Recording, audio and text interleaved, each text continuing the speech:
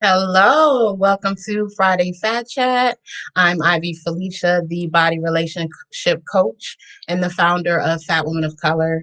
And I'm so glad that you are here and watching, whether you're watching live or watching in the replay.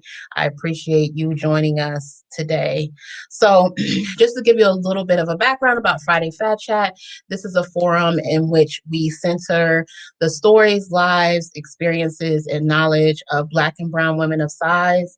And we have featured guests come on who are experts in different fields, who have stories to share about their lives in different fields. And so this week, I'm super excited to have our second guest for the month of February, which is Dr. Joy Cox, to join us. So thank you, Dr. Joy, for being here. Welcome. Hello, thank you so much for having me. I'm excited Yay. to be here. It's always fun talking to you, Ivy.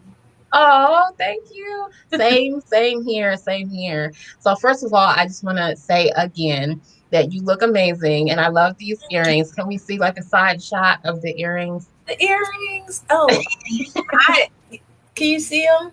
Yes, there we go. And then the shirt says curls, kinks, waves. I think braids. I don't know. Things get a little weird in this area, but something along those lines. So it's all the different hairstyles. I love it. I love it. So we've got like the Black History earrings going on because right now, if you're watching the replay, we're recording this during February of 2021. So we're right smack in the middle of Black History Month. So, first of all, Joy, can you tell us just a little bit about you? Introduce yourself for those who may not know you. I don't know why they don't, but if they don't know you, so they can get to learn a little bit more about you.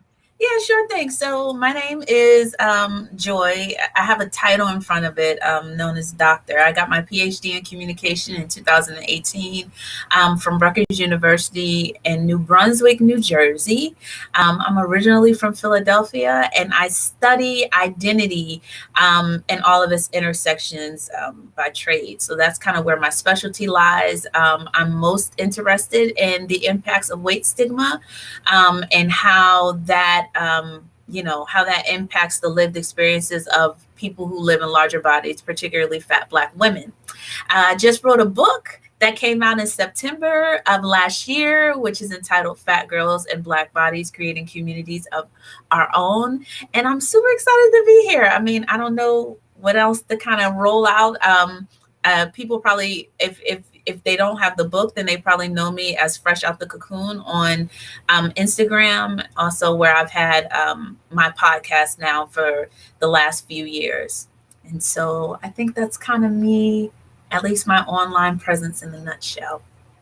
Yes. So that's your online presence and that's your professional presence. So let's dig into a little bit about Joy Cox, right? I love to, I love to do that with our guests, especially because in your book, you give a lot of your backstory and your personal story of what it was like to grow up fat and Black and femme in the world. And so, have you always been a person of size? Have you always lived in a larger body? Yes, as long as I can remember, I kind of talk about it in the book. I was first kind of made aware that my body was a bit larger than other people's when I was about 4 years old. I had a an experience with my father, more specifically, who kind of signaled to me that I wasn't like everyone else. So as long as I can remember, I've lived in a larger body. Just par for the course. That's kind of been me. I've never been small. I think at one point, I can remember I have two sisters, so I'm in the middle. And my oldest sister, I can remember there was one point in time where we wore the same size clothes growing up as kids, but obviously I was 2 years younger than her. And then, I kind of grew out of those clothes, and she could still wear hers.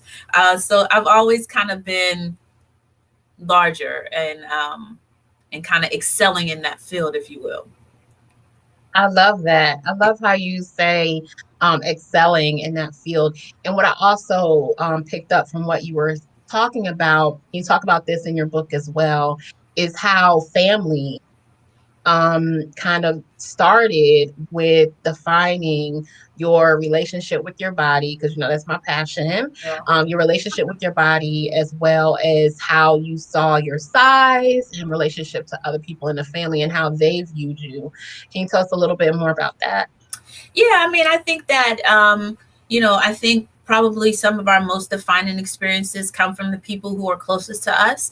As children, we tend to trust them more, right? We kind of take their word for things and we don't ask questions about them. And so in my family, the dynamic was a bit different. I kind of live in a, body diverse family growing up for sure. And I had an older generation of individuals. So my grandma, my aunt, they both were in larger bodies, whereas my immediate family, my mom and my sisters, they were all smaller. And so I kind of grew up getting mixed messages a lot, right? So this idea of like finding my strength through my aunt and my grandmom, who kind of lived their life and were super vibrant, but they lived in larger bodies. And so there was this sense of just unapologetic living that they did, right? And kind of doing what they wanted and still being the life of the party, and having friends, and having a love life, and having a social life. And so for me, knowing that future was always a possibility and not being limited by the size of my body was definitely encouraging. But then the flip side to that is that I also lived in a different environment where everyone else around me was smaller. And those ideals kind of get reinforced. They got reinforced through family members, got reinforced through, just the way that they kind of carried their life. And there were just things that they couldn't relate to. As it related to my experiences. And so, for me, I think the lifestyle that my grandmom and my aunt represented was kind of like the promised land. Right. Like one day I'll get there and I'll be able to, have all of the things that they have. And I know that it's possible because I'm seeing it in front of me and someone else is living it. But a lot of my reality as a child resided in the other reality, right? Of being too big to fit in things, or not being preferred, or being looked over, or being talked about, and all of those things. And I think I mean, me and my sisters, like, we could go blow for blow, all jokes all day. We just kind of lived in that environment, and like at the end of the day, it would be all love. But I think that when things came from the outside and in impacted me, there was like this sense of like them not being able to relate, and they didn't understand what the problems were, or why I would be offended, and why don't I just lose weight, and things of that nature. And so that definitely had an impact on how I perceive myself. Yeah, it's not like listening to you, I'm hearing how there's like this, we have our family nucleus, right? And then there's like the outside world, and it just kind of feels different depending on where it's coming from. Right. When it comes to talking about our bodies and our size. When do you think you started noticing, like I should say, like if you're not a person who lives in a body of size and you are a person of color or you're a black person, um, we kind of have that like moment where it's like you realize, oh wait, I'm different because I'm black, or I'm different because I'm a person of color. And like we all kind of remember that moment in which that happened. And I know you mentioned your dad was the person who kind of like brought that up for you in regards to size. So when do you think that happened in regards to like blackness for you? So my mom moved me and my sisters to a place called Johnstown, Pennsylvania, when I was about 7 years old. And I think it was more evident then than ever that like we were different. And I don't think at 7 years old I could put my thumb on it and be like, it's because I'm black. But I think that, looking around, and I tell people, like, being the only chocolate chip in the room, like, what did that look like? And then being perceived differently, right? The expectations that were put on me, I think, just growing up through school was kind of like, I had to be the feisty I mean, I'm the feisty fat friend, right? Or I'm the, I'm the enduring loyalist third wheel type person. And those same roles were not given to, fat white girls. So I think that, there was never like this bombshell of like, boom, like it's because you're black, but it was almost like pieces being given to you over time that you could start to build a story around. Whereas I think, in the place where I lived, racism and things of that nature was a lot more subtle for me. People could say things, a lot of microaggressions as it relates to who you are and how you show up in the world. And so if you didn't know code, then you couldn't decode what was actually being said to you.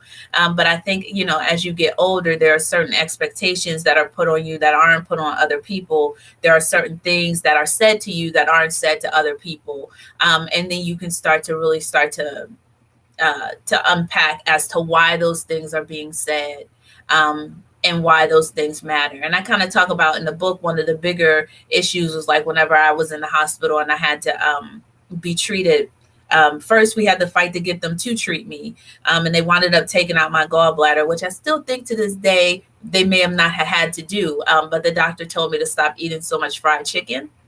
And I think that, during that time, it kind of hit me a little bit like, oh, he said that because I'm black, like, Right. because I'm fat, right? Like, why fried chicken out of all the things? How does he even know that I eat fried chicken?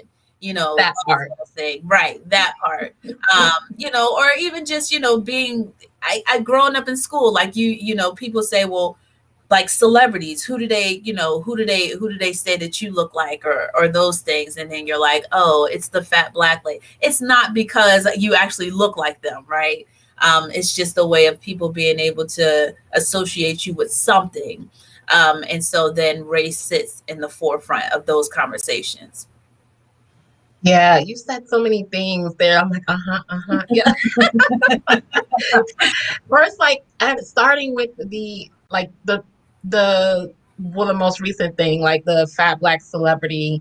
Like, it used to be so irritating to me when men, and this was like in dating age, so like 20s and 30s, would be like, who you remind me of? And I'm like, oh boy, here we come with the bullshit. Like, Right. and it's like, and it's immediately like Jill Scott. And I'm like, come on, you got like this Right. dude, Right.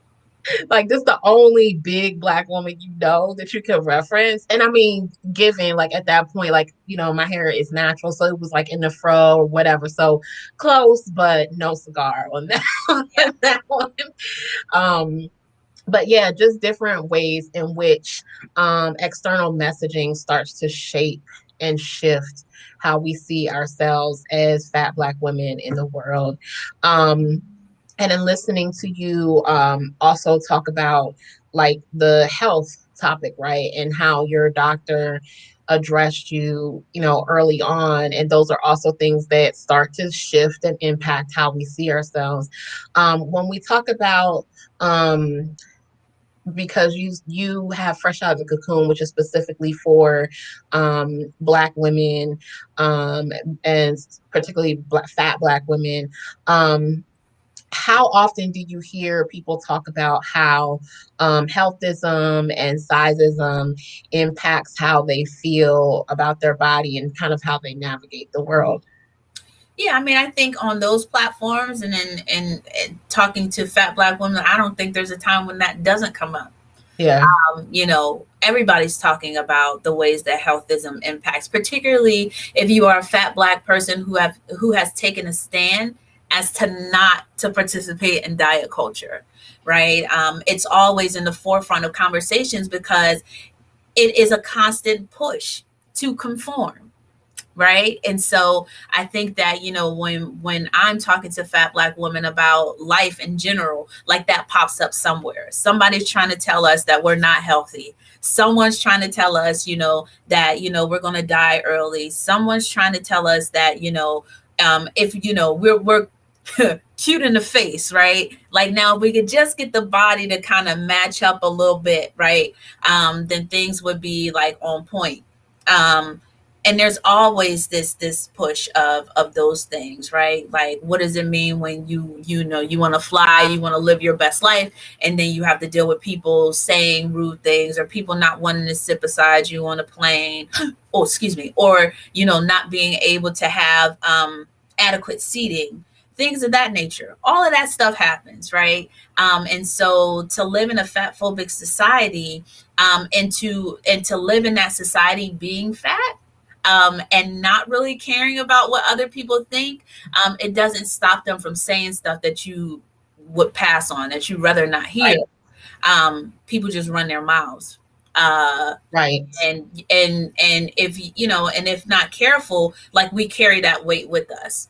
And so it's always good to kind of to be able to circle back with fat Black women and be like, yeah, I hear you, kind of reify our own values and our own thoughts and our own beliefs about things, because the world is cruel and people don't care, particularly on social media. People don't care two shakes about your feelings. They say some real nasty, hurtful stuff, thinking that, well, the goal is to hurt you. But, I don't know if their intention is to get you to change.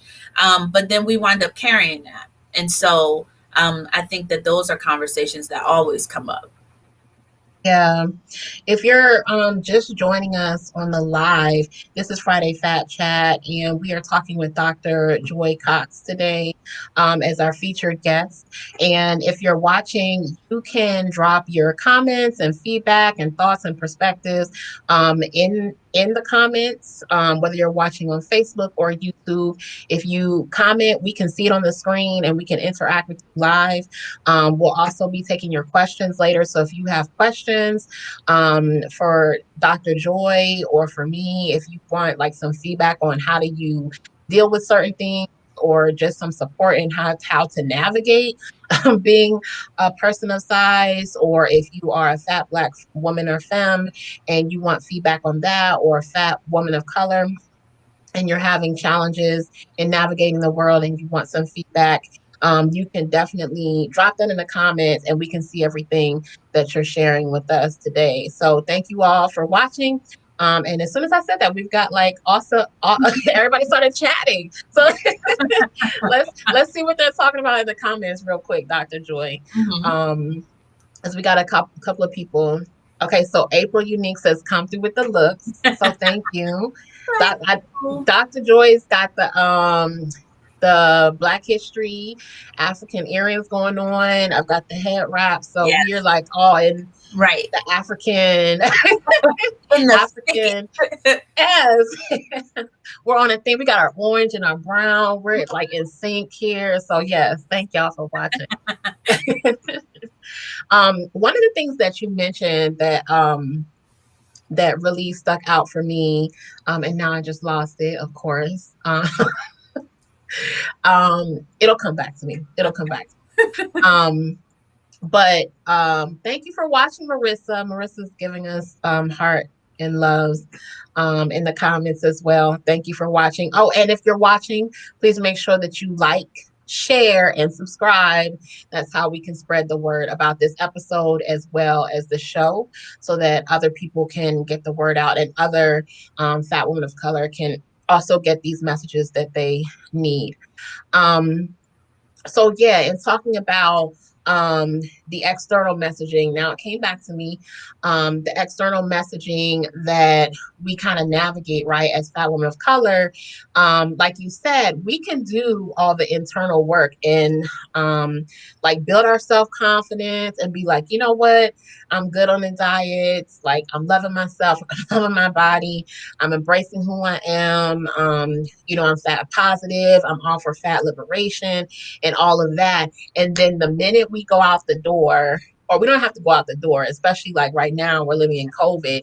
If we log on our phone or we log on to social media, we already get inundated with other people who have opinions about us. And that is, I think, one of the unique things about being judged by your appearance, because no matter how much work you do, other people have a different opinion of you. And then you still have to navigate that. So it's like a never ending cycle. What do you have to say about that? Yeah, I mean, I think like there's a part of me that has like a certain resolve that says you don't do it for them. Yeah. Because doing it, first of all, okay, let I just say this in general. I think mankind is a bit flighty. Hmm. We pick and choose, we switch up, we change. We have a right to change our mind, and we always find ways to do that. And if we're really clever, we find ways to justify why we do those things. And so for me, I think I had to make up in my mind a long time ago that like you don't do it for them, right? Yes. I don't do it for them. I don't style my hair for you. I don't do my makeup for you. I don't wear certain clothes for you. At the end of the day, at the beginning and the end of the day, the question remains, what do you want, right? Like, what does Joy want? What does Joy want to accomplish? Because I got to look at myself in the mirror every day, and I got to be okay with what I see. And so I can't personally be afford to be flighty. I can't be in and out with myself. I Yeah. found that doesn't work. I'm a pretty authentic person. I'm a pretty honest person. It's kind of hard for me to sit in your face and lie to you. It's hard for me to also sit in people's face and endure them if I don't want to be there. And so for me, I'm always making those decisions ahead of time. What do you want? How do you want to do things? So that whenever I'm stepping out 100% on board with me. And then kind of finding a way to navigate. So if I'm on board with me and that aligns with what people outside are doing, great. If I'm on board with me and that doesn't align with what people are doing outside, okay, well, such is life. I'm gonna find something else to do, or I'm gonna find another lane, and that sometimes that makes living a little bit harder for me, a little bit difficult for me. But I take solace in knowing that I stay true to myself. I love that. I love that. Now, I want to ask you from just a place of authenticity and candor, because I know that people who are watching this are hearing that, and maybe they're like, I know I've been in the space where I saw other confident women. Back then for me, like the common terminology was plus size, right? We weren't really using the word fat back in like the 90s, early 2000s. But when I was developing into like my womanhood, I would see other confident plus size women, and I would just like long for that sense of confidence. And it took me a while to get there. And so I know that there are people who are watching right now. There are other Black and brown women of size. There are other people of size who are watching, and they're probably thinking, I hear what you're saying, Dr. Joy, but I'm not there. And so can you tell us, like, how did you get there? Like, what was your journey to getting to the point of feeling confident in your body and like really getting to the place where you were accepting your fatness? Yeah, so a lot of heart to hearts by myself was a big deal. I think one of the biggest benefits of being able to live by yourself is that you can talk to yourself. And I spent a lot of time unpacking things that I had heard about my body, things that I thought about my body, right? So, and I kind of talk about this in the book, right? I had a family member tell me that my legs look like tree trunks when I was younger. And they didn't say it in a way that I think it was meant to be offensive. They had made a statement, right? But that painted a picture, like seared a picture in my mind that no matter what I did, right, I would stand in front of the mirror and I would see these big log, like, brown logs that were supposed to be legs. But in my mind, slowly started to transform into something that wasn't those, more like tree trunks. And I had to kind of come to grips with like, well, why don't you wear shorts, or why don't you wear short skirts? Well, because I don't like my legs. Well, why don't you like your legs? Well, because somebody said my legs look like tree trunks. Well, are your legs tree trunks? No, my legs aren't tree trunks. So again, let's go back and let's revisit, right? And it seems very elementary in some ways, but for me, that really helped. Like, it helped a lot to kind of unpack and be like, okay, but these thoughts aren't yours. So like, if Yeah. they're not yours, you don't have to keep them, right? Throw Mm-hmm. them back, like give them suckers back. You don't like you don't have to hold on to them just because somebody else said it. And then I did a lot of, I don't even know, I just like, I don't know if mirror work is an actual term.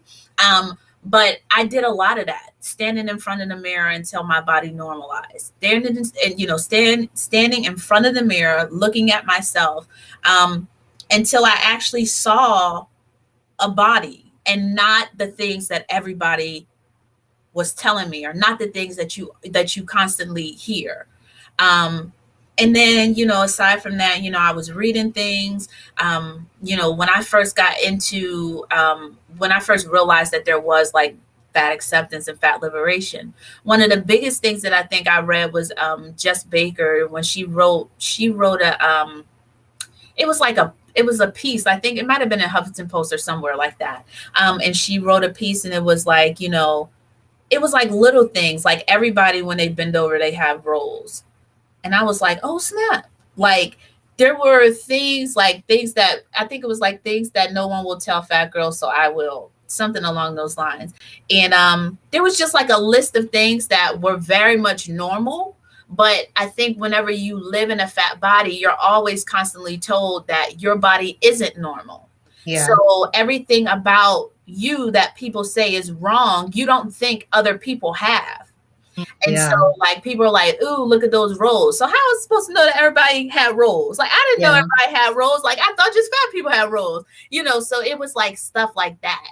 And as I started to do like that work within myself, then it was like, oh, okay. Like, the more I did it, the more normal, the more normalized like my body became. Like, Joy, they're just arms. Yeah, they're larger than other people's, but they're just arms. They're just legs. They're just thighs. They're just hips. And then I think as I started to do that unpacking and that weight started to shed, then also beauty started to spring up. So then I was like, oh shucks, look at my hips. Like, okay, like, like then there was like some things that, it was like a cool experience, because then you get to the point of where it's like, okay, well now I want to adorn this thing, right? So now I'm not shopping just to hide myself. Like, I'm shopping to adorn what I have. I value my body. I value what it can do for me. And there is no competition anymore. I'm not fighting to be in competition with anybody. I do not hashtag body goals. Like, my body is my body and it's mine. And it's okay if it doesn't meet the goals of anyone else's. And I don't want it to be anyone else's. I just want to be able to value what I have, and live in peace while I do it. And so, for me, there was a lot of internal work around unpacking ideas, where they came from, who said what. Do you have to keep those thoughts? If you don't have to keep those thoughts, throw those thoughts away. How can we change the other ones that we have? And I'm not saying that there aren't some days that I have when I'm just like, ugh, like, you know what I mean? Like, this sucks, or I wish that this was different, or that would look different, or like, because I feel like those pressures always come up. But then I'm also in a place where I know enough to remind myself, to kind of pull myself from the ledge when stuff like that happens. Yeah, because there is no real, like, you are surrounded by diet culture 24 hours a day, 7 days a week. And so now it's really about sustainability and keeping myself safe after having done the work. Yeah. I love that you talked about kind of like the progression of what it looked like for you, and how it, yes, it was about acceptance, but then like after a while it turned into like this like love and adoration of yourself, and then it was like, wait, I'm loving this so much that now I'm ready to adorn it. So like now it's in a space of like expression, and I think that is like one of the most rewarding stages that in working with people and in talking to people, who, and of course it totally resonates because a lot of the things that you're saying are part of my journey as well. Like, getting to the place where it's like, okay, making peace with my body and like accepting different parts of my body, which is kind of like that beginning, right? Because like you said before, it's like, okay, just trying to hide and trying to blend in and not show your flaws or things that you think are flaws or society tells you is flaws. And then after a while, it's like, okay, I accept these things. Like, I'm okay with them. And then it's like, you know what? I actually kind of like this, like my belly belly, or I like the things, and the things that society has told you are not beautiful or not acceptable, you actually start to accept them and be at peace with them. And then after a while, you're showing them off because it's like, you know what? Forget what everybody else has to say. Like, this is how I feel about it, and I'm about to go out into the world and shine. And I think that that is, for me, that is like the ultimate culmination of living in liberation, right? Where you can like physically take up space, but also energetically take up space with like how you can just be in the world, and other people can see from your energy that like she's good, she's okay with herself, she's at peace with herself, she's confident, she's happy. The way she showed up in the room, she gives off a glow. And for anyone who's watching, if you're at the beginning of your journey, those are things to look forward to. And I think it's important that we talk about the whole journey, because Yeah. sometimes in social media, we only see like super confident, Mhm. plus size, fat, curvy, whatever the terminology is being used on social media at the time. And then the people who aren't there are like, I could never get there. And they don't realize that there are stages along the way in the journey to I mean, getting there. So sometimes you wherever don't you realize are, that. Go ahead. I'm sorry, what'd you say? I said sometimes you don't even realize that those things aren't real.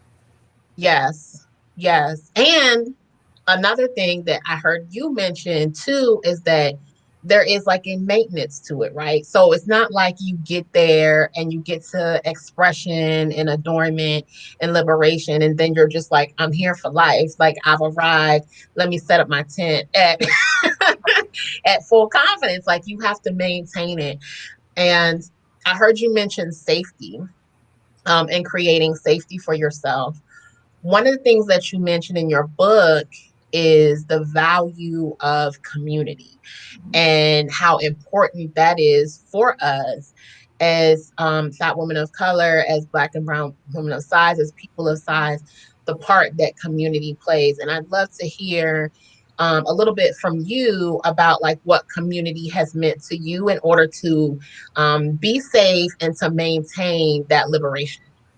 Yeah, I mean, I think for me, community has been obviously support, but I also see community kind of as a springboard to becoming who I am, or who I see myself evolving into, right? And so community has kind of been a foundation of sorts, right? It's a place where I know that I can always go back to, where I, when you do like family reunions and like you're with your aunties and them, and like you can get good hugs and you can get words of wisdom, but your life is still your own to live, right? So eventually you will start to journey on your own, and as you journey on your own, you're going to make decisions. But some of those decisions are definitely influenced by the input of community. And so I definitely see like communities as pillars to our identities. They help to define us. They help to reassure us. They help to support us. But then community should also be oh, I'm like, I could see it in my hand. What are those things called? It's not a boomerang, but it's a ah. Dennis the Menace had one. Oh! Uh, I know what you're talking about. Now it's like that's the like you slingshot. shoot There you go. like Um, slingshot. Okay, right. thank you. So but I also see community as as a source of the slingshot, where they pull you back and they let you go, right? They're I love that. entrusting that the things that they've invested in you will do its good work, and you will go off and you will evolve, and as you evolve you expand and you extend the reach of the community. And Mm, so for me, that's kind of how I see community playing part in my life. Um, Definitely being like that thing that helps to ground you, but also the thing that helps to shoot you and propel you to another level, right? So how else can we stand on the shoulders of the people who have come before us, right? That piece of community situates itself as a foundation, right? And then we climb, and now we're on top doing our own work, and one day the next generation will climb and stand on top of our shoulders to do work that we didn't necessarily fulfill, had the vision to do. That's not a bad thing, right? Creativity and innovation always comes out of different generations, and so yeah, that's kind of how I see it. I love that. I'm still processing that. I'm gonna come back. Okay. I'm gonna come back and sit with that because I love the concept of community. Period. You know that. Uh-huh. But I love that concept of the slingshot um and what you're saying about like how we do our work, particularly for those of us who like you and I are community creators, but those of us who create community and then people are in the community and then they kind of launch forward from that. Maybe they do something else, or they go forth and do their work, or they use what they've learned and they, like you said, they excel and they expand.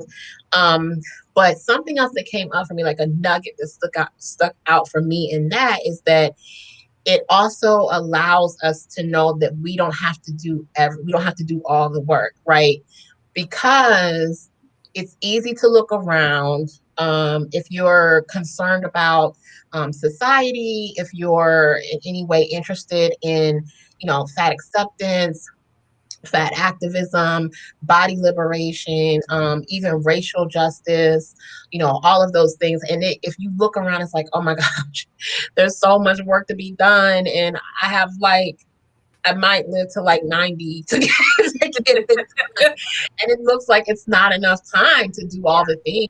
But to know that like if you can nourish community, if you can create community, if you can sow into the people who are part of your collective, who are part of your community, and then they can go out and touch other people, that can continue long after you're gone. And I think that even another thing that just came up for me is that can also look like legacy, right?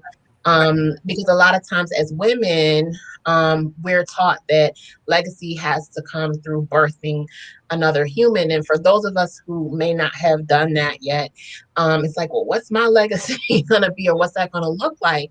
But if you're creating community and you're sowing into other people and you're helping other people find acceptance, helping other people find peace in their body, helping other people find liberation, whether it's in their body or in their race or racial justice, and you're leaving that behind and other people are continuing that, then that can be a legacy as well. Right. And I think, to your point, as it relates to like community and legacy, right? And you say like everybody doesn't have to do everything. Mhm. All of us not going to birth no kids, right? Right, right, right. Some of us going to leave that up to the pros, right? Yes, And that's fine. And there's nothing wrong with that. right. And like, I just turned 38 and I don't have any kids. And I'm often reminded that there are more ways to give life than Yes. to give physical birth. I Um, love that.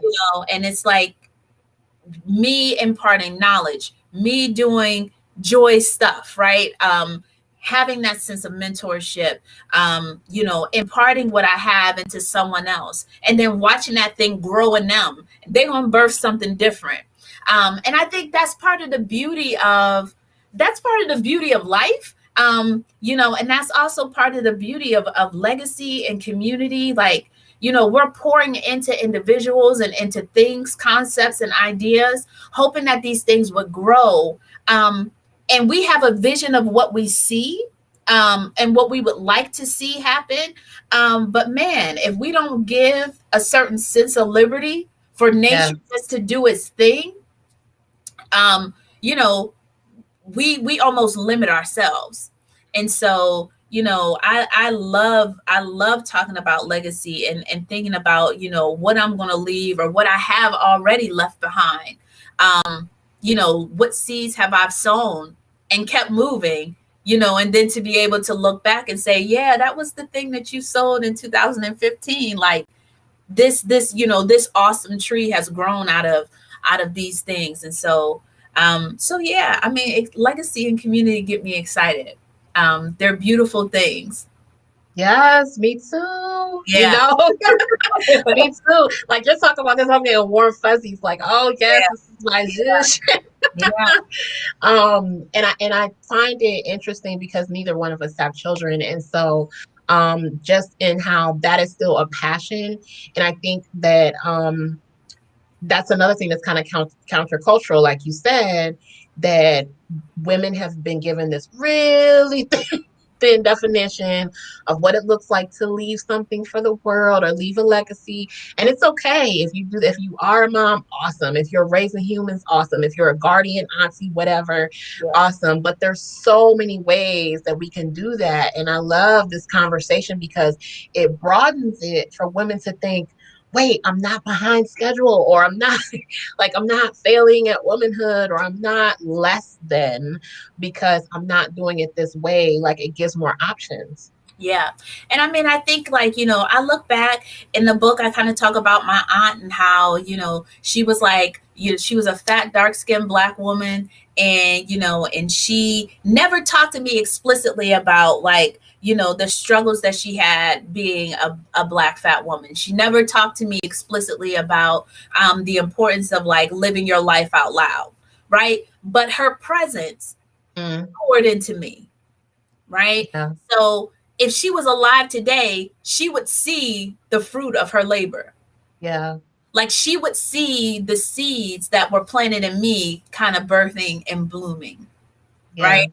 And so you have this generation that maybe that came behind us, right? Or that came before us that, we look back and maybe they weren't as vocal. Okay. Yeah. But like now you got us and we loud. We just, whatever. Right? Like we scream and we loud. No, you can't say this. You can't treat us like this, that, and the other. But that comes from the seeds that were planted previously. Yeah. Right. And now I think about the generation who's going to come after us. Now they done seen us, right? Yeah. Like we're loud, we're loud, and we're in the front of things and we're fighting and we're telling them that they have legitimacy and we're telling them that they're worthy. Can you imagine? Right? Like, what are they going to birth? Like, what are they going to bring forth in society next? What are they envisioning? Right? Creatively, right? What do they have access to as it relates to the things that we didn't have access to? But we're all dropping seeds. We're all planting, right?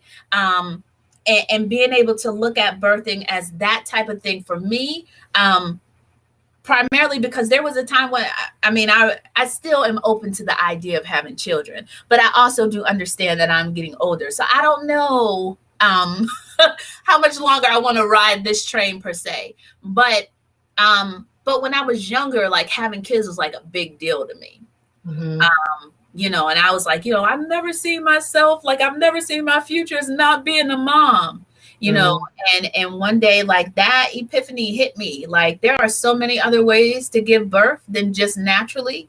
Like you got to look outside of the box because you're out here kind of doing work and you're not, and it's not so much that other people aren't recognizing it, but you're almost like dismissing your gifts and dismissing your value because it's not showing up the way that you want it to. Yeah. Right. And it's like, no, you got to take a step back and honor, what's coming out of you, even if it's not the way that you anticipated it to. And that's not the way that you want it to is not going to happen. But like, you don't dismiss this other stuff, as a result. Yeah. I have a good friend, Akila Richards. She's the founder of Fair of the Free Child. Hey, Akila, you watch this. And she's been so influential, and she is a mama. And actually, when I first met her, her brand was Execu Mama. So it was like built on motherhood. And even now, her brand is about parenting and self-directed education. But on Mother's Day, we're kind of, like it's her and a couple others of us who are friends. And I would always send them like a group message, like in WhatsApp or whatever, and be like, "Happy Mother's Day, y'all." And she would always like say Happy Mother's Day back to me. And she would say, because you do mother, and you mother so many people in the world, and you have a mothering energy, and all of us mother in different ways. And so she was like, Happy Mother's Day to us all. And that shifted so much for me in perspective around, like you said, there's so many ways to show up in the world and to leave a legacy and to give birth to something. even, whether you're a femme, whether you're a male, whatever, there's so many ways to birth something into the world. And I think that can broaden our perspective on that. So I'm definitely loving that. If Yeah. you are if you're watching live, this is Friday Fat Chat. I'm Ivy Felicia, the body relationship coach. And today our featured guest is Dr. Joy Cox. And we are just talking about right now all things fatness and blackness and liberation and leaving a legacy and all those good things. If you're watching live on Facebook or YouTube, you can talk to us in the comments and we can see your comments and we can talk back. If you have questions, you can drop your questions in the comments as well, and we can answer your questions too. So we do have a comment from Jabbie 168 who says that was real. So it sounds like something was resonating with Jabbie. And she does have a question and she says, what do you do when your comfortability makes someone else uncomfortable or someone uncomfortable? I mean, I think okay. I think context matters. Mm, So if we're talking about me living out loud in the body that I have, and that makes other people uncomfortable, um, I I would say that that's because I don't want to sound mean, but I think like that's something for them to unpack. mm-hmm. If me showing up makes you uncomfortable, I would ask you to ask yourself why that is.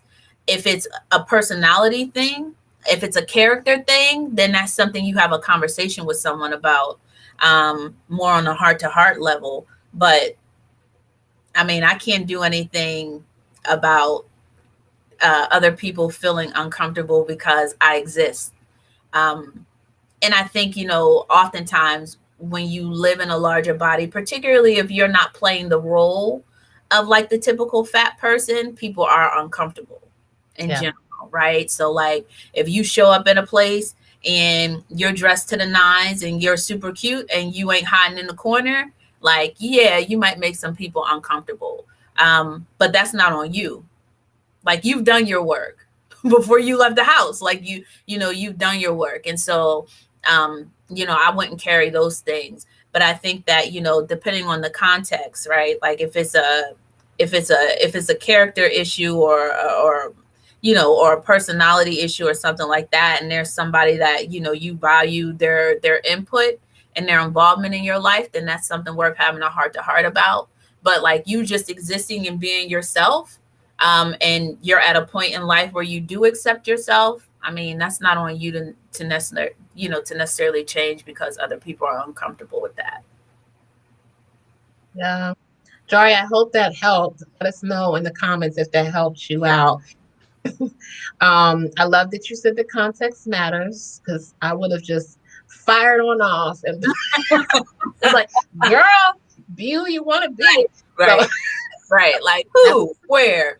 That was my first knee jerk reaction. yeah, But then I was like, okay, but what is it about the uncomfortability here that we're talking about?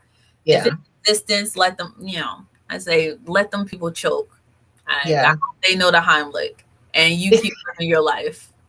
Yes. And I love the fact that when we're talking about any, for fat women, anytime we're outside of anything that stereotypes, and Lord knows there's plenty of stereotypes.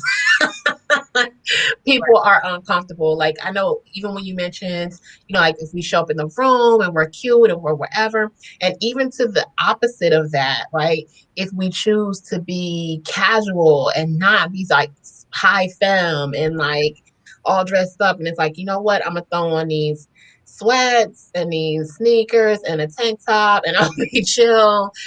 Even people are uncomfortable with that because it's like, oh, you need to do something about yourself. Like Right. Yeah. It's exhausting. it is. It really is. It Ugh. is. And let's be honest, just existing at the intersection of being fat and femme and black or brown is gonna make people uncomfortable, Right. period, just because you exist. So like you said, so people are not gonna they're not gonna dig it, they're not gonna love it, and that's okay. Um So I know that in talking about community, like, in your book, you mention and you honor and highlight lots of women who have come before us, who have been trailblazers or who stand, side by side next to us in this work.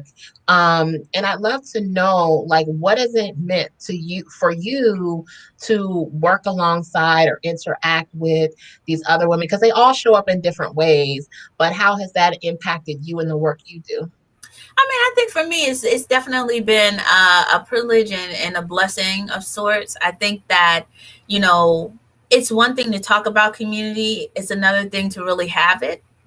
And I think, Mm, having community and being able to interact with people who share your worldview, who share your values, who would defend you in the room and you would do the same for them means a lot. And so, a good amount of people that I mentioned in the book, I've had the opportunity to either meet in person and talk to, or, we've met virtually. And I love the authenticity. Like, I love the fact that, like, you can connect with them and they're going to be real with you about, their lived experience and what's going on. And I can't say that there's been many people that I've been in contact with that I've had the opportunity to meet and spend time with that I was like, yeah, I'm good. I'm going to just go ahead and go my separate way.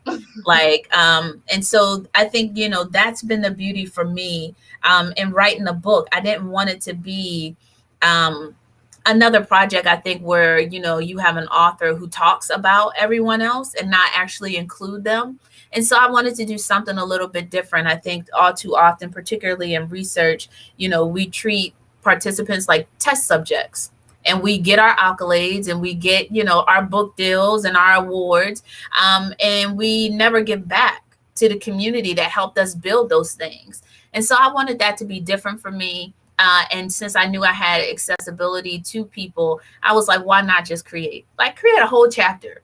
We don't yeah. talk about everybody else just for a minute. Take this whole thing, if people just wanted the book for resources, there's a whole chapter with nothing but resources in it. And so for me, that was really a way to say thank you for spending the time with me. Thank you for showing up. Thank you for doing this work. And yeah, and it's just been really great to kind of stay in contact with those individuals, stay in contact with some of them, and continue to do other projects. Yeah, I like one of the things that I love also about how you pulled other people into the book, is that it gives us a chance to, because I think there's this misconception. Well, I know it's a misconception, and it's a poverty mindset, um, where people think that, oh, the plus size industry is getting like crowded, or the fat liberation or fat activism world is getting crowded and like everybody's or whatever. And it's like, look, y'all, we're talking about so much work that needs to be done Yeah. and undone. And like you mentioned, how everybody has their story, and like the people that you name, like everybody has a different way of doing it and their approach.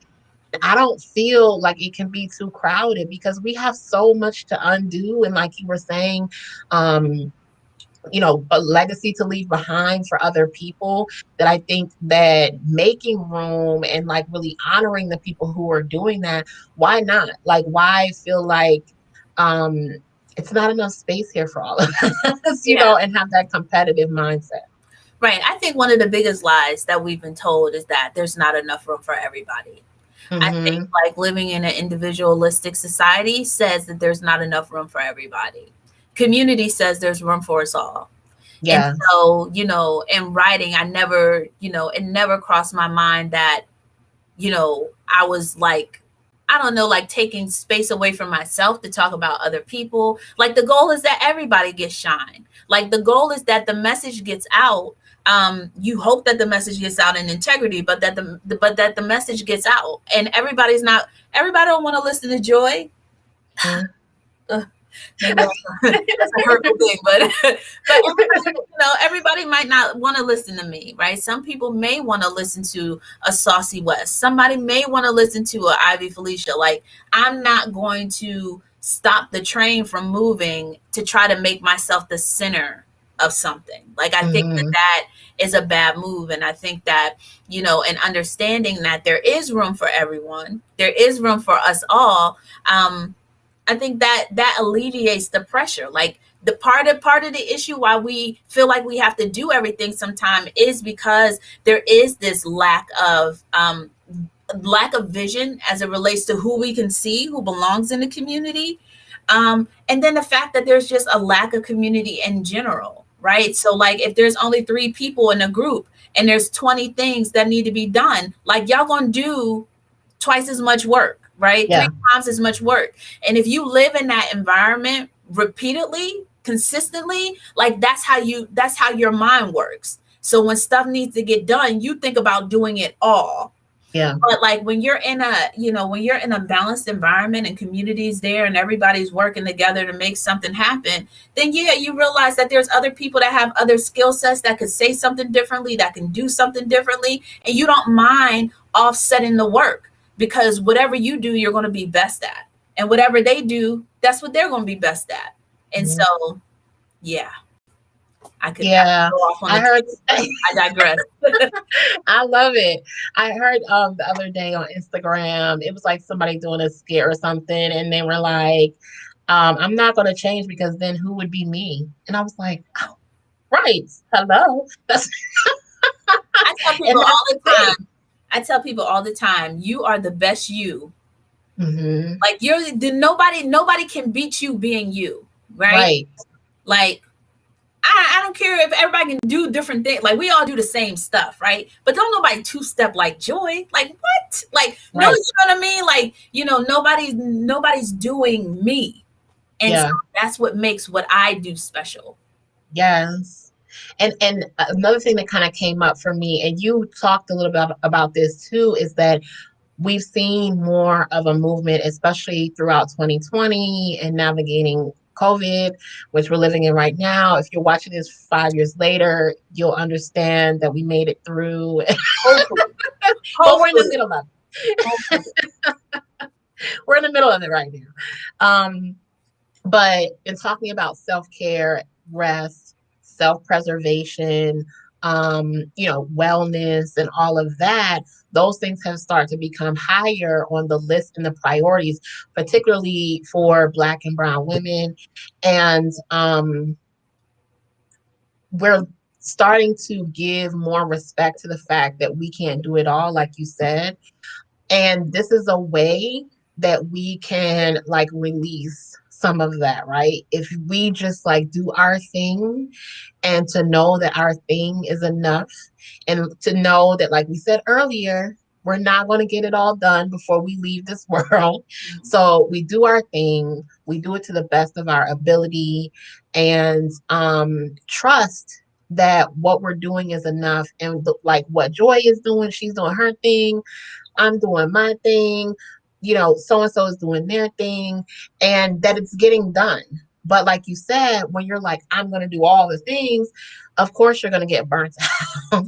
You're going to get burnt out and you're going to get worn down, but you leave more space for rest, for relaxation, for pleasure, for enjoyment, for all of those things, because you can leave some of the things for other people to do. And you can even, one thing that has become more of a priority for me is to sit back and like enjoy the other things that other people do. I know when I first started out doing this work, it was like work, work, work, work, work, and other people were doing things, and I was missing out on what they were doing because I was just like working, working, working, and like head down and working. But for me, it's like, okay, let me go watch this interview that Joy is having, or let me go see this, show that so and so is hosting or whatever, and you can participate and be a part of it and like be in something else Right. rather than always have to be working and trying to like build your thing. Right. And I think, one thing I say, like, I love the community, I love the work that I do, but I'm very cognizant and in some ways very protective about how much I give of myself, Mm, because I want some of myself to be for me. yeah. You know what I mean? Like there are certain things that I want to be able to enjoy and relax in life and just be like, okay, Joy, like turn the computer off. You've written a lot, or you done, like take a give somebody else a chance. But also, like, just protecting, I think, the my own wealth, that is like myself, right? And so people who know me know that I have like a love-hate relationship with social media. And part of the reason why that is because the way that social media is designed is to constantly keep you plugged in, tuned in. You're always giving. And I'm mindful of that. It's like, no, I think that there should be a balance. And if there's not a balance, I'm going to make one. And so in making that balance, like I'm just very cognitive of like how much I want to give, as it relates to this work. To me, and I can honor the people who've done the work until they have nothing left to give. But I'm really trying to work from a space of balance, and not have to get to a point to where I'm losing things to realize that I need to take a step back. Mhm. One thing that I know is one of your things that you mentioned that you have a passion for is blackness, which we can go on and on about that. Mhm. But what does it mean for you to sit at the intersection of well, I guess I would say, what are your intersectional identities that you would say like really impact how you show up in the world? So yeah, I'm black, I'm fat, I'm a woman. Um, I'm able bodied. Um, and I am, I guess I'd be considered neurotypical. So in some ways there's a balance, I wouldn't call it a balance, but you know, I think I'm tasked with understanding that, like, while some of my identities are marginalized, there are other parts of my identities that are not. And so working to be more mindful of the ways in which the identities that are not marginalized, how I can create space and make room, and learn new things as it relates to that. Um, and then I have, my own lived experiences of what it means to be part of marginalized identities, and how I'm navigating the world as it relates to those things. Um, and so it's kind of I guess I'm juggling a number of different things, and trying to hold space simultaneously. But I think those are probably the ones that come to mind the most. Like, obviously the other identities would be that, I am somebody who holds a graduate degree, a PhD. I they tell me that I'm middle class these days. I don't know how that I don't know exactly if my wallet would always agree, but but kind of living in those spaces, and thinking about how they impact. One of the things, you mentioned COVID, and I could say that, through this time, I haven't lost employment, and I've still been able to like pay my bills and different things like that. And so I'm not experiencing that type of squeeze, right? But it but but at the same time, there's like a requirement, for me to also learn and understand like what that squeeze is like. I've been there before. um, but to have compassion, I think, and empathy for people. I work at a medical school, so I'm in line for the vaccine, and like there's certain things, I think, the tension between like the privileges that I hold, as well as like those marginalized identities, and just, I think, making sense of them, as I'm trying to do right now on live camera. I think that there's you know there's just a Isn't lot. live awesome? Yeah, there's a lot of things, to consider. Yeah. In saying that the my identities that are most visible, that are hyper visible, um are me being fat, black, and a woman, and then able bodied right after that. And then the other things that are a little bit more hidden, I think, are the other avenues that allow me to be open to the lived experiences of other people who are being squeezed in ways that I'm not. Yeah. When it comes to within our Fat Women of Color has a membership community, and we recently had a question in the community of out of your like top identity. So for you, that's fat, black, and woman is what you kind of mentioned. Do you feel like you can, like one of them is more of a priority when it comes to maybe like social activism or activism period or just justice work? Because I know like there's the ongoing conversation that as black women, we kind of have to choose between our blackness and our womanhood.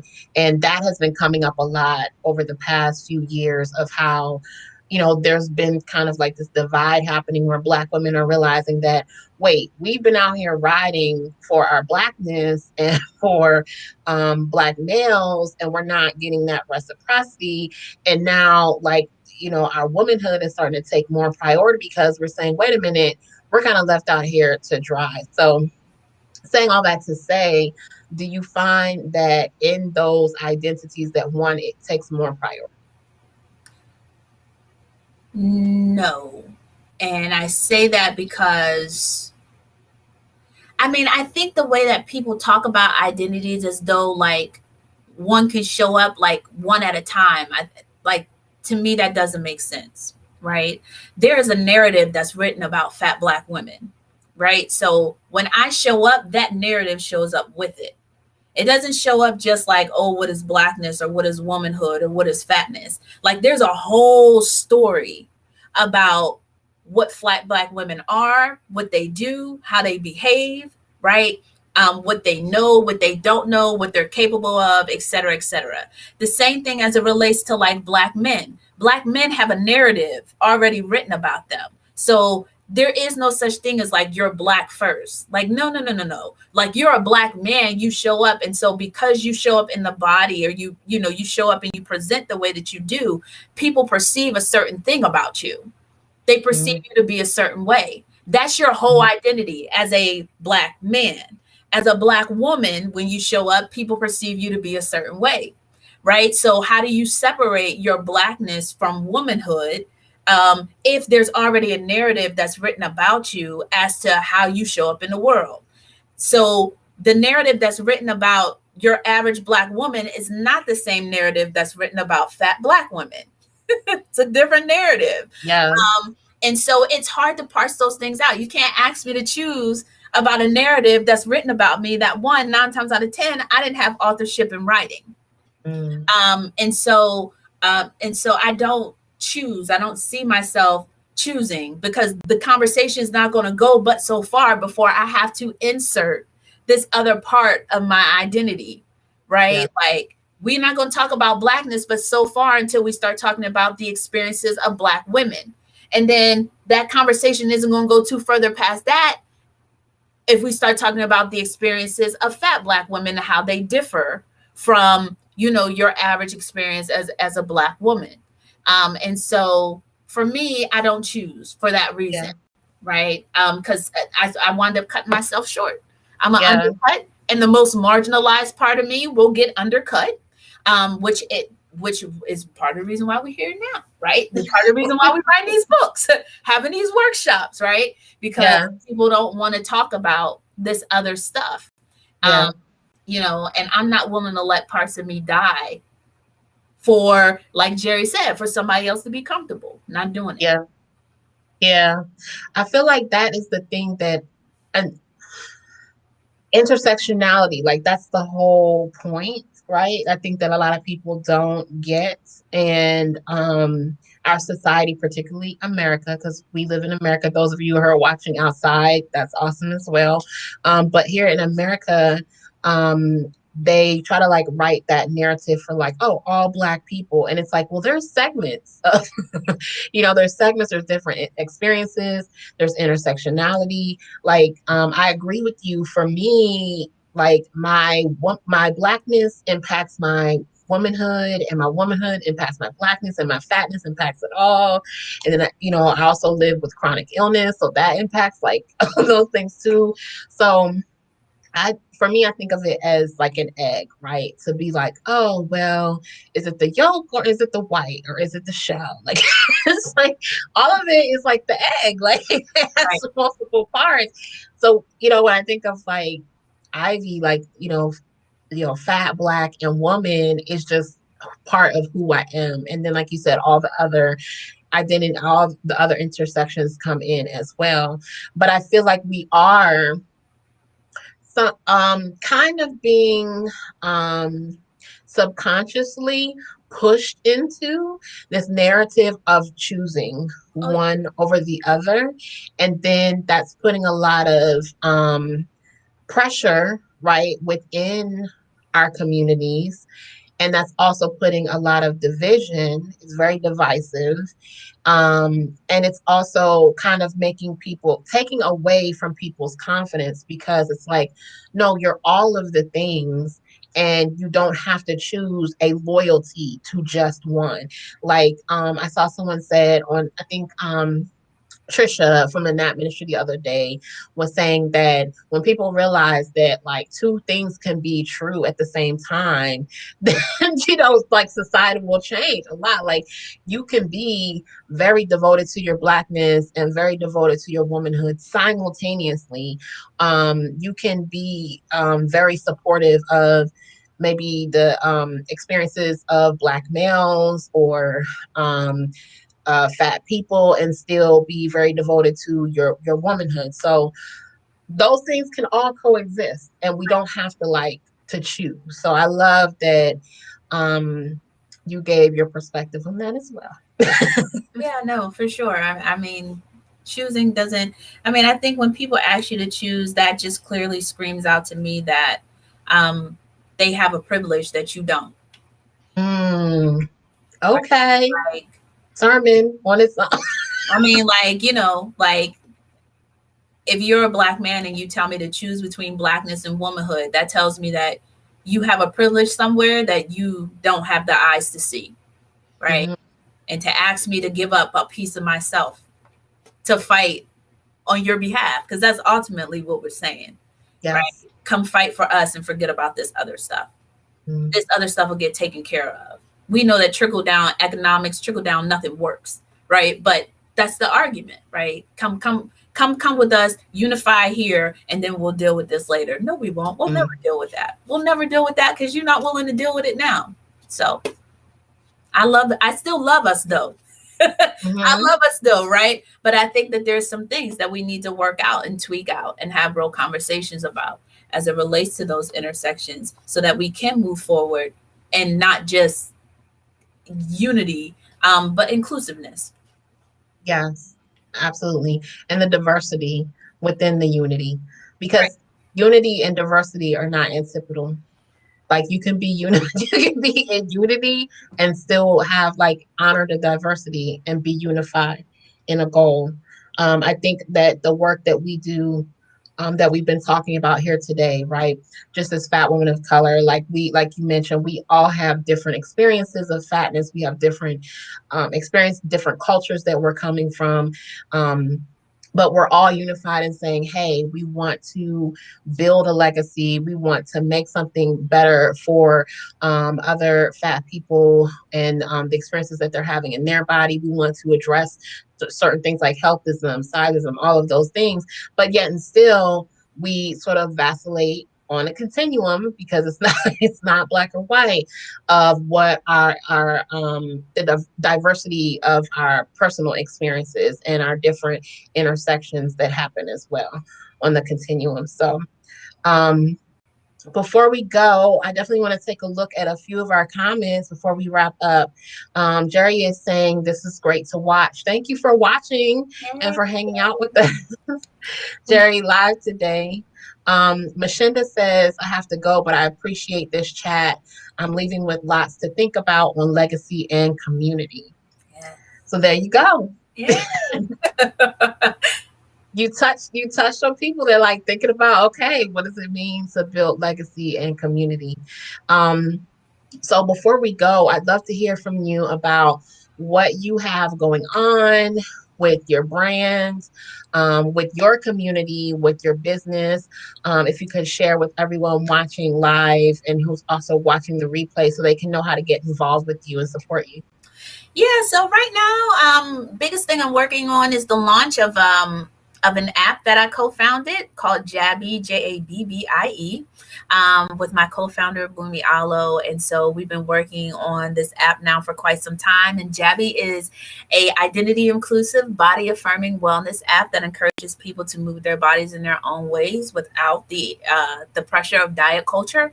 And so that is scheduled to launch here within the next month or so. And so super excited about that. You can definitely check out Jabbie on IG at Jabbie app. We also have a website, but follow the IG because I think that's where we're probably most active at. In addition to that, right now I'm still, working, pushing the book. So if you don't have it, you can go get it. You can visit my website at drjoycox.com. That's all one word, drjoycox.com, and find out where you can purchase the book. The book is also available as an audio book if you're the type of person who likes to listen as opposed to reading.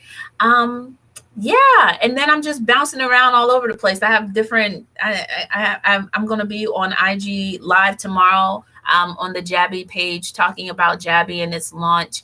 And then just in other places that I'll post, I guess, as the news comes up as it relates to what I'm doing in reference to the book. But yeah, I think that's about it. Not too many other things right now. I feel like things are picking up, but definitely, I winded down at the end of last year. And so now things are starting to to kind of pick up a little bit more now here that we're headed into March. Yeah, I mean, hello, you wrote and published a book last year. You created an app last. I mean, I think you got a lot. Yeah. That's enough. Like you deserve the rest. Yeah, I'm like things are dying down. Where's the yeah, I think sometimes it's hard for me to keep that into perspective too. I'm like, what else do you want to be doing right now? So Right, a movie. I don't know. no, Which it would be awesome for the book. Like, can we get the book as a movie? No, don't speak any. I'm not ready for that. People did. Why? I could not imagine. I mean, I am pretty. People don't know this about me, but I'm pretty introverted. So writing books, showing up, doing talks and stuff is great. But like, I need to take a nap after this. So I get it. So what if we had other people play you in the movie and there's a movie about like Black girls in fat bodies? I would like to pick the casting. That'd be great. Okay, y'all. 2/12/21. Y'all don't do it. Y'all heard it. Because I can see something happening from here and I get an email like, oh, we see you on the Friday Fat Chat. We'd like to know if you want to publish. And I'm be like, OMG. I'm going to call you. I'm going to call you. Like, cast her. Come on, Ivy. Believe it or not, I'm very, very introvert. So no, I'm good. But I do a movie, y'all. We talked about it first here on Friday Fat Chat, 2/12/21. Those numbers are already perfect alignment. So, all right, here we go. Put it into the atmosphere. Here we manifest go. It. Oh boy. Okay. So when y'all see it, and we got like red carpets and premieres and stuff, remember that we first talked about it here on Friday Fat Chat. When you see me in tears crying, remember we talked about it here on Friday Fat Chat. The world needs this. Fat girls all around the world. We need. It would be a cool movie, right? Yes. A movie that doesn't stereotype fat Black girls and and allows them to live in wonderful ways. Yes, I'll co-sign that. Yes, it would be like having friendships and look at this on the screen. You're saying it was the manifestation of bodies, the movie. See, this how rumors get started. I'm telling you, it's like Girls Trip, but the fat Black version of it. Like, look, it would be awesome. Like, I'm telling you, let's make it happen. Now, when I say let's, I don't mean that I want to work on it. Mhm. Like, listen, the most cheerleading introverts ever. We don't mind hyping up everybody else in there. So, oh yes, girl. Oh, go do it. Go do it. What you gonna do? I'm gonna go to bed. Like, I don't want to be a part. Please go do it. I'm just saying, I feel like that would be like the most awesome part of the legacy to have a movie where fat black girls can like go to the movie. Well, post COVID, go to the movies On a and like, Netflix or HBO be Max or something. Oh, it would be good. wonderful. We can have relationships, like some romance in there. They can go on a trip. They can go shopping. Yes. They can like talk about the heart. They can a little backstory. I'm telling you, there we go. See, Nobody you steal this already write idea. the script. You don't want to be in it, but you done already wrote the script. Look, They watch it. nobody steal my idea. I'm gonna be pissed if someone steals my idea. We will finish this conversation in the green room. There you go. In the DMs. There We'll you talk in the privacy. But y'all, but before we go, I do want you to give us a little bit of info about Jabbie, because I know you said you're working on this coming out. Explain a little bit about what it is. Yeah, so like I said, Jabbie is it's a identity inclusive. So what we did, the purpose of Jabbie was to create a platform where people could get support for moving their bodies, no matter their identity. We wanted to create a safe space that allows people to chat, to connect, to meet trainers who who are interested in working with people who have marginalized identities. It's just another space of acceptance and inclusiveness for a lot of people who move their bodies without being, without having to run through the dredge of what it's like to go to a gym by yourself and hear comments and different things like that. Or if you want to do something with your friends, Jabbie provides you the opportunity to be able to connect with one another and do it. And so we've been working on this for the last couple of years. We wanted to be able to have something that offered people an encouraging platform. And that's what, pretty much that's what Jabbie is. And, we are not regulating, we're not interested in anything that relates to diet culture. So we don't care about how much you ate or what you didn't eat. We don't care about what's considered an exercise to you and how you plan on doing it or how long you have to do it or any of those things. We really just wanted to create a platform where people who like to be active can go without all the extra nonsense. They can be active, they can have fun with their friends, they can have fun with people, meet people on the app and connect with people who can who can give them the services that they're looking for without all the other fluff, nonsense, minutia, if you will. Thank you. Heidi Jensen said that app sounds amazing. Yes, I'm listening to it and I'm like, I can't wait to download it, especially like being home right now in COVID and trying to come up with creative ways to incorporate movement. So definitely if you can catch Joy on the live, if you're watching live tonight, catch her on the Jabbie app live. Jabbie app live tomorrow at 1 p.m. Okay, so tomorrow at 1 p.m. you can watch that. Also spread the word. Thank you, Joy, for being here. This is an awesome conversation. It's so many jewels in this conversation. I can't wait to watch it again. Yeah, for sure. This has been awesome. And if you all make sure you remember to like, subscribe, and share, whether you're watching live or watching the replay. If you learned something from this episode, if you heard something that inspired you, know that it will help and inspire someone else. So as part of the legacy, spread the word to other people and get the message out. It helps us grow this show, grow this platform, as well as support our featured guests and what they're doing as well.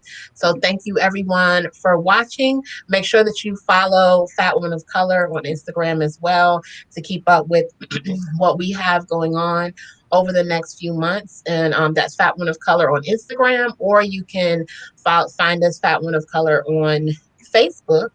You can also find us fatwomenofcolor.com. So thank you everyone for watching. You all have a great day.